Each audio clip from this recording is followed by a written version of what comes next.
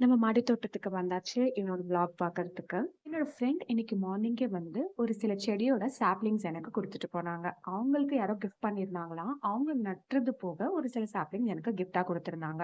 அத தான் எடுத்துக்கிட்டு மாடிக்கு வந்திருக்கேன். இது கொஞ்சம் பார்க்க டல்லா இருக்கு. ரீசன் என்னன்னா, அவங்களுக்கு இது பிஃபோர் டேவே வந்து கிடைச்சதாம். அவங்க ஃப்ரிட்ஜ்ல வச்சு ஏர்லி மார்னிங்கே பாசிபிள் இருக்கிறப்ப எனக்கு வந்து எடுத்துட்டு குடுத்தாங்க. But not an issue. இது கண்டிப்பா நட்னா வந்துரும்ன்ற நம்பிக்கை எனக்கு இருக்கு. அதோட சேர்த்து அவங்க வீட்லயே பிரிப்பேர் பண்ண கிச்சன் காம்போஸ்ட் உரத்தையும் எனக்கு குடுத்துட்டு போனாங்க. சாப்லிங் நட்டம்போது அத கூட சேர்த்து போட்டு நட்ட சொல்லி. நம்ம வீட்லயே பண்ண கிச்சன் காம்போஸ்டும் இருக்கு. பாருங்க எவ்ளோ நல்லா வந்து அது டிகிரேட் ஆயிடுச்சு. இதுல வந்து மண்ணும் நெறைய இருக்கு.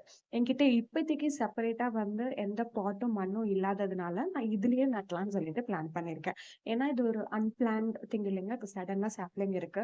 இத நம்ம எடுத்தும் வைக்க முடியாது. கண்டிப்பா பிளான்ட் வந்து செத்துடும். அதனால அவங்க குடுத்த உரத்த வந்து என்னோட ரிமைனிங் ரோஸ் பிளான்ட்க்கு போட்டுட்டு பக்கெட்ல நட்டிட்டோம். ஸோ அத நெக்ஸ்ட் வீடியோல காட்டுறேன். இது என்ன செடின்னு தெரிஞ்சுச்சுன்னா கமெண்ட் பண்ணுங்க.